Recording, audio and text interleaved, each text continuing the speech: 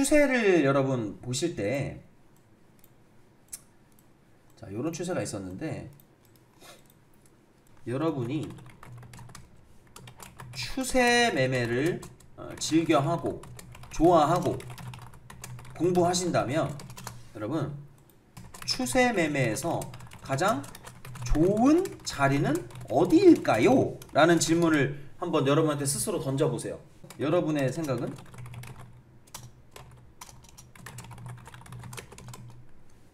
자, 추세 변곡, 또 변곡 후 조정 구간, 그렇지. 또 추세 돌파 후 눌림 자리에서 손절 짧게 잡고 도전. 또 3포인트 저점 박스권 돌파. 박스권 돌파. 박스권 돌파라는 건 사실 뭐 추세 관점에서 봤을 때는 조금 애매하긴 하죠. 왜? 박스권이라는 건 따로 또 박스권 기법도 있을 거고 박스권에 관한 관점이 따로 있는 거고, 추세라는 건 뭘 말하는 거예요? 말 그대로 추세라는 거는 말 그대로 뭐 하락 추세가 있을 수 있고 상승 추세가 있겠죠. 네이버에다가 한번 쳐보세요. 여러분, 추세가 뭔지. 추세라고 쳐봐서 추세, 어떤 현상이 일정한 방향으로 나아가는 경향. 예를 들어서 뭐 세계적 추세, 지금 세계적 추세는 티니핑입니다. 뭐 아무튼 어떤 세력이나 세력 있는 사람을 붙쫓아서 따름, 요게 뜻이거든요, 추세라는 거는. 그래서 일단 첫 번째는 추세도 선을 너무 막 타이트하게 하실 필요가 없어요. 저는 예전에 채널링이라는 표현을 많이 했어요. 채널링. 그래서 캔들이 이렇게 막 움직여요. 막 이렇게 움직이면 여러분은 막 이걸 막 어렵게 막 이렇게 해요. 이렇게 선도 그어보고, 그죠? 막 이렇게 타이트하게, 아 이건 살짝 이탈 나왔는데, 아 이건 어떻게 해야 되지? 이 추세는 너무 타이트하게 하지 마시고 이렇게 그냥 방향성만 보는 거예요. 방향성만. 얘도 요런 방향성. 이 관점만 보면 고점이 낮아지기 시작했죠. 그럼 단기적으로 뭘 생각할 수 있어? 고점이 한 번 정도 더 낮아질 수 있겠다라는 보는 관점도 가능하겠죠. 요런 식으로 될 수 있잖아. 요런 식으로. 그래서 끝자락에서 돌파 또는 하락에서 우리가 타점을 잡아볼 수 있겠지. 돌파 나왔을 때는 뭐 이런 게 있었으면 여기를 뭐 목표 라인을 중심 라인이나 상단 라인 볼 수 있겠지만, 이게 없으면 추가 슈팅이 크게 나올 수 있다. 관점도 볼 수 있겠고, 만약에 하단으로 빠진다면은 앞전에 여기는 추세, 그러니까는 채널링의 하단 라인, 초입 구간, 하단에는 박스권 또는 매물대, 그리고 공구를 치고 올라왔다라고 표현할 수 있잖아요. 다시 표현해보자면 요렇게 상승이 나왔다고 칠게요. 요렇게 띠리리리리띠 뭐 띠리리리 이렇게 움직였어. 여기서 캔들이 엄청나게 부딪혀요. 이런 구간에서. 여러분, 우리가 선으로 표현하기 때문에 그냥 이렇게 표현하는 거지, 우리가 실제 차트로 적용을 해보면 캔들이 엄청나게 부딪힙니다. 예를 들어서 여기 보면 여기 캔들이 엄청나게 많죠. 기간값을 한번 볼게요. 기간으로 보면 여기서부터 여기까지 캔들이 20개, 최소 20개예요. 최소 20개. 여기서부터 여기까지가 최소 20개. 합치면 40개. 한 달이 넘는 거죠. 그러니까 우리가 거래일수로 봤을 때 그냥 20일이라고 잡아볼게요. 20일. 그럼 2달이죠. 2달. 대략. 2달 동안 캔들이 뭉쳐있던 구간이 여기란 말이야. 요 구간. 그럼 얘를 채널링을 해보면, 추세를 만들어보면 얘는 어떤 추세예요? 저점은 이렇게 누워있고 고점도 이렇게 누워있던, 최소 2개 이상은 연결이 돼야겠죠, 선이. 많이 질문하시는 게 뭐냐면, 꼬리끼리 연결해야 되나요? 뭐 몸통끼리 연결하나요? 호주부님은 어떻게 연결하시나요? 많이 질문하시는데, 뭐 그거 너무 연연하지 마세요. 여러분, 본인 기준대로 하시면 돼요. 저는 보통 꼬리로 선을 그었으면 꼬리까지 연결합니다. 꼬리가 이렇게 있었어. 그럼 얘를 이렇게 연결해야 된다. 꼬리끼리. 요런 꼬리끼리. 저는 이렇게 해요. 캔들 바디끼리 할 거면 캔들 바디끼리만 선을 긋고. 그렇죠. 중요한 건 방향이라는 거. 방향. 여러분, 요게 1번이고요 요게 2번이에요. 동그라미 친 거. 1번과 2번의 차이점은 뭐예요? 여러분, 1번과 2번의 상승. 얘도 상승 나왔죠. 요것도 상승 나왔고 거래도 실렸고, 얘도 거래 실렸고 상승 나왔던 파동이에요. 근데 명확한 차이점이 있어요.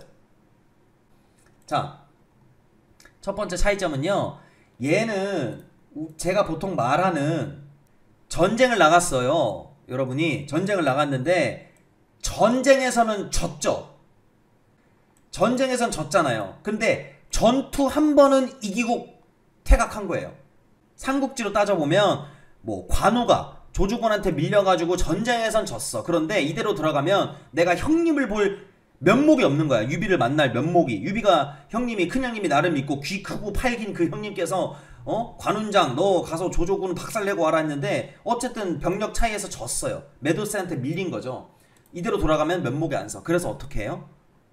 한 번은 뭐 퇴각하면서 매복을 했건 절벽에서 돌을 굴리건 뒤에서 화살을 쏘건 간에 한 번은 전투에서 이겨주는 거야. 이게 나저항입니다. 나저항. 하락 추세에서 한 번은 상승이 나와줬던 구간.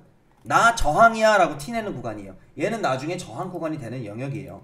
이해되시죠? 그런데 조금 하나 단점이 있죠. 뭐가 있어요 여러분? 얘는 5위선 올라탔죠. 여러분이 아까 말씀하신 5위선을 탔다 못 탔다 라고 말씀하셨지만 얘를 결과적으로 봐서 그런 거지, 이 친구가 여기까지 상승 나왔을 때는 캔들의 색깔이 어땠을까요? 캔들의 색이 빨간색이었을 거예요. 당연하게도. 그리고 캔들 바디가 이만큼 올라왔을 거라고. 캔들 바디가 꽉 차서. 맞아요? 시가가 여기였잖아요. 시가부터 이렇게 상승이 나왔다고. 이때만 보면 어때요? 여러분이 좋아하는 캔들이라고 생각해 볼 수도 있겠지. 하지만 아쉬운 점이 하나 있어요. 이 바닥권에서 어떤 박스의 형태, 공구리 형태가 여러분 눈에는 예쁘세요? 예뻐요? 여러분 요 구간이? 거래도 터져줬어. 좋습니다. 변곡 구간에서 거래가 터지는 거는 좋은 징조예요. 여러분 매집봉에서 거래가 터지는 개념과 마찬가지라고 보시면 돼요. 얘가 여기다가 본전을 준 거잖아요. 얘도 어떤 단기적인 박스권이었죠. 하나, 둘, 셋, 넷, 다섯, 여섯, 일곱 캔들 동안 움직였던 구간에 대한 값을 본전을 준 모습이었다고. 거래 터졌고 하나의 매집봉이 되겠죠. 매집봉도 나저항이 된다는 거죠. 무슨 말인지 이해되시죠? 빠졌어 여러분. 그럼 나저항의 특징 중에 하나가 뭐라 했죠 여러분? 공구리 또는 박스. 앞전에 나저항이 나오기 전에 급격하게 갑자기 반등이 나와서 윗꼬리 형태로 빠진 친구는 특징이 있다고 그랬어요. 100%는 아니지만 여러분 100%는 아니지만 저점을 깨고 뒤에서 돌아 움직임이 나올 가능성이 매우 높다. 하락하는 과정에서 살짝 올려놓는 구간 있죠? 이런 구간. 그런데 이 친구가 우리가 선으로 표현해서 그렇지 이렇게 움직였던 친구랑 이렇게 움직여 상승 나온 친구랑은 확연히 다르다는 거예요. 그래서 이런 친구는 갈 것처럼, 여러분은 이거를 막 기준봉, 뭐 장군봉 뭐 이렇게 표현도 많이 하시더라고. 저는 그렇게 표현 안 합니다. 이 구간에서는. 여러분 이건 언제든 다시 빠져도 빠져도 가능한 시나리오가 만들어질 수 있는 구간이에요. 이런 친구들은 지켜주는 척 하면서 결국 빠지는 케이스도 많고, 그리고 뒤에서 돌아서 이렇게 상승 나오는 거 많이 보셨을 거예요. 와, 나 털어내고 올라가네, 또 개미 털렸네 라고 표현하는 구간이 이런 구간들입니다 여러분. 근데 얘는 다르죠. 얘는 달라요. 아무튼 결국에는 저점은 이탈하고 빠집니다. 이런 식으로. 그리고 나서 뭔가 다시 강한 반등이 나오죠. 어떤 특정, 어디까지 빠질지는 지켜봐야지. 그죠? 어디까지 빠질지는. 얘랑 차이점을 지금 보세요 여러분. 두 번째 차이점. 얘도 어떻게 보면 나저항 아니에요 여러분? 요것도? 얘도 똑같잖아요. 얘랑 차이점이 뭐야? 크게 없잖아요. 얘랑 다른 게 없잖아. 하락하던 구간에서 고점 때려줬고, 하락하는 구간에서 고점 때려줬고, 그죠? 근데 그 뒷그림이 다른 거야. 뒷그림이. 얘는 지금 뭘 해주고 있어요? 여러분 얘는 여기서 그냥 빼버렸죠. 저점을 깨버렸잖아. 당일 캔들로 본전 주고 당일 저점 캔들을 깨버렸다고요. 저점을. 얘는 어때요? 여기서부터 상승 나왔던 파동을 하나로 체크해보면 고점 나왔다가 이 구간에 대한 값을 계속 뭔가 두들기고 있죠. 그럼 뭐가 만들어지고 있는 과정이죠? 우리가 뭘 예상해볼 수 있죠? 박스가 만들어질 수 있다라고 볼 수 있잖아요. 만들어질 수 있겠구나. 박스를 만들고 있구나. 맞죠? 좀 더 가볼게요. 자, 여기까지 올라왔어. 여기까지. 이거면 박스가 만들어지고 있는 거 맞아요 여러분? 우리 기준에서. 이 구간만 보면, 여기 앞에 보지 말고 요 구간만 보면 어때요? 요 구간만 보면 얘가 최초의 최고 고점, 매집봉, 저점은 유지해주면서 특정한 가격을 만들고 있는 구간이잖아요. 요거 뚫어내주면 여러분, 요거 뚫어내주면 돌파 타점으로도 생각해볼 수 있겠죠? 이 친구는. 맞나요? 박스권이 만들어지고 있잖아. 그리고 나서 돌파가 나와서 슈팅이 나옵니다. 슈팅 나오면서 당연히 거래가 터지죠 여러분. 거래가 터져야 되는 구간이고, 얘가 이 상단까지 이 앞전에 최초의 큰 나저항까지 고점까지는 때리지 못했지만 유추, 얼추 상단까지 터치가 나왔던 구간이야. 조금 아쉽죠. 그럼 얘도 하나의 뭐가 돼요? 나중에 저항 라인이 되겠죠? 맞나요? 거래도 터졌고 윗골이 달렸고 거래가 이만큼 터졌어요. 앞전보다 압도적인 거래량이죠. 심지어 이 큰 나저항 음봉으로 빠졌던 구간이랑 거의 유사한 거래량이 터졌어요.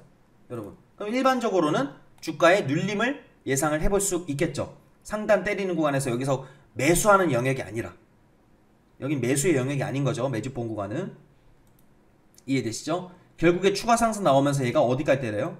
결국에는 우리가 맨 처음에 봤었던 매물대, 작은 매물대 형성, 윗골이 달린 큰 나저항 구간에 고점까지 터치가 나와 줬습니다. 여기까지. 이해되세요? 그러면 아까 제가 말씀드렸던 1번과 2번의 가장 큰 차이점, 지금 차이점 몇 가지 말씀드렸지만 가장 큰 차이점은 뭐예요? 이 같은 저항 라인을, 중요한 라인을 때리기 전까지 과정이 뭐가 있고 없고의 차이예요, 여러분. 공굴이라고 표현할 수도 있고 박스라고도 표현할 수 있고 매물대라고도 표현할 수 있고, 그렇죠, 여러분. 맞아요. 이런 차이가 있다는 거예요. 같은 상승이고 같은 거래량이 나오더라도. 그럼 얘는 내려오면 이 박스는 무슨 역할을 해줄 수 있을까요? 이후에는 무슨 역할? 지지와 저항이 있다고 하면 당연히 지지의 저항이 되겠죠. 지지의 역할. 얘는 내려오면 캔들이 뭉쳐있고 특정한 가격 라인을 만들었던 거에 내려오면 지지의 역할을 기대해 볼 수 있다. 얘는 그런 게 없었죠. 이해되세요? 그러면서 얘는 지금 뭘 하고 있어요? 여러분, 뭘 하고 있어요? 여러분, 자, 이거 보세요. 여러분, 자, 여러분 여기서 내가 추세를 그어보라고 하면 여러분 어떻게 긋는 줄 아세요? 여러분, 이거 어떻게 긋는 줄 아세요? 이거 막 이렇게 그어. 이렇게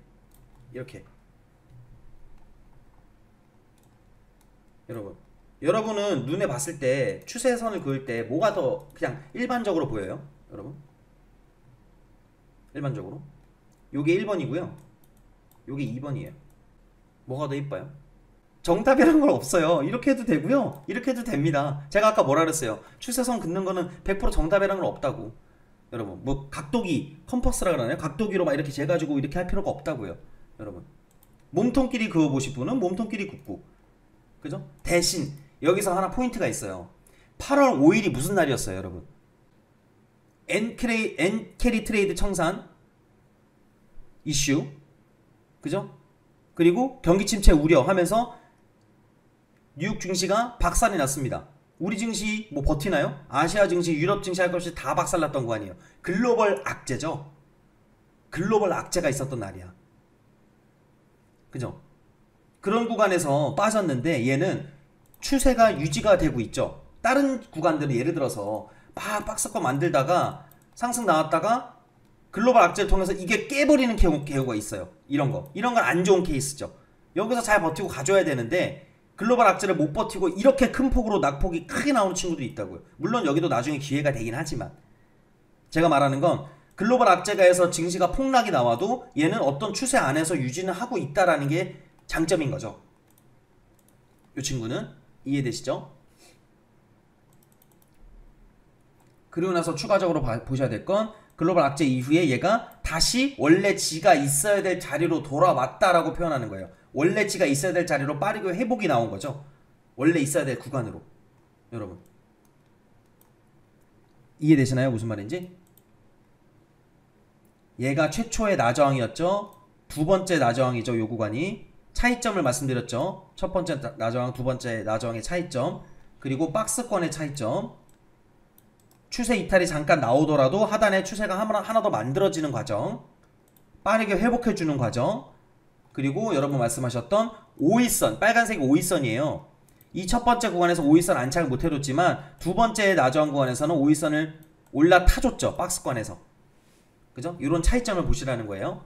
만약에 이 구간이 없었고 이렇게만 본다면